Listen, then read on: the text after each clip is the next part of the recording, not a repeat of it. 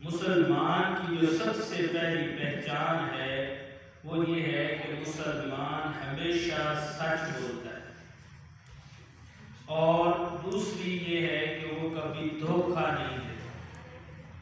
یعنی مسلمان کی پہچان میں یہ دونوں چیزیں ہیں، ایک تو وہ جھوٹ بولتا نہیں، ہمیشہ سچ بولتا ہے، اور دوسرا وہ کسی کو دھوکہ نہیں دیتا۔ دھوکہ دینے سے مراد کسی بھی ناپ تول میں، کسی بھی چیز میں۔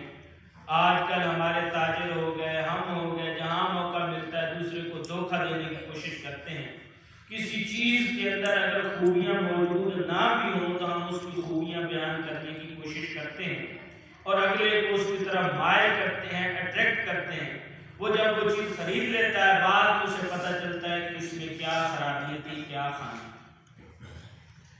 آج حالات مسلمانوں کے ایسے ہو چکے ہیں کہ اکثر لوگ جب مسلمانوں سے ملتے ہیں اور ان کی عادات و خصائص دیکھتے ہیں تو وہ کہہ اٹھتے ہیں کہ تم سے تو اچھے کافر ہیں، تم سے تو اچھے کافر ہیں۔ مسلمانوں کی جہاں تعریف ہونی تھی، جہاں ان کی ایمانداری، صداقت، امانت کے ڈنکے بجنے تھے، آج وہاں پہ کیا کہا جا رہا ہے؟ تم لوگوں سے اچھے تو کیا ہے؟ انگریز ہیں، کافر ہیں، ہندو ہیں۔ اس کی وجہ کیا ہے؟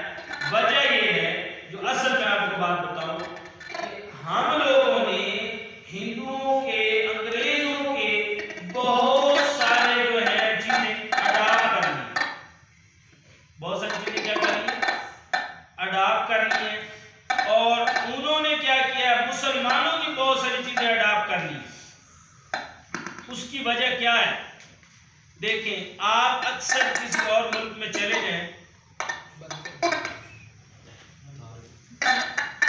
تو وہاں پہ جب آپ کسی ملک میں جاتے ہیں تو وہاں پہ آپ دیکھتے ہیں کہ ایک نظم و ضابط ہوتا ہے۔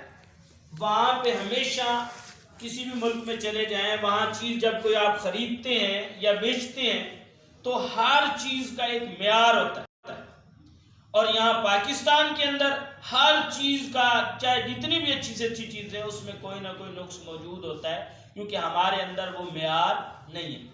ہم نے کفار کی بہت ساری چیزوں کو اپنے اندر اڈاپٹ کیا ہے۔ ہمارا پہننا دیکھ لیں، ہمارا اٹھنا بیٹھنا، چال چلن، ساری چیزیں ہم نے ان سے اڈاپٹ کی ہیں، اور کفار نے یعنی انگریزوں نے ہم سے کیا اڈاپٹ کیا؟ انہوں نے بھی بہت ساری چیزیں ہم سے اڈاپٹ کی ہیں، لیکن وہ اسلام کو پر یقین نہیں رکھتے، اسلام کو مانتے نہیں ہیں، لیکن اسلام کی باتوں پر عمل کرتے ہیں۔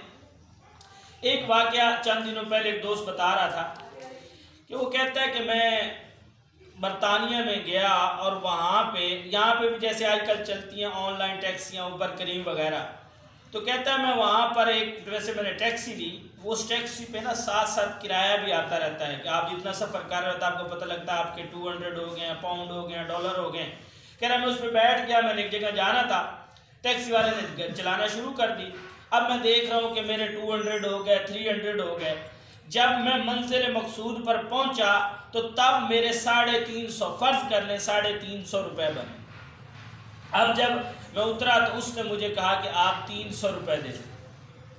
میں نے حیرت زدہ ہو کے اس سے پوچھا کہ یہ 300 بنتے تو 350 روپے ہیں، تو آپ مجھ سے 300 کیوں لے رہے ہیں؟ تو وہ ٹیکسی والا کہنے لگا کہ جب میں ٹیکسی چلا کے آپ کی منزل کی طرف جا رہا تھا تو میں ایک دفعہ رستہ بھٹک گیا اور غلط روڈ پر چلا گیا تھا۔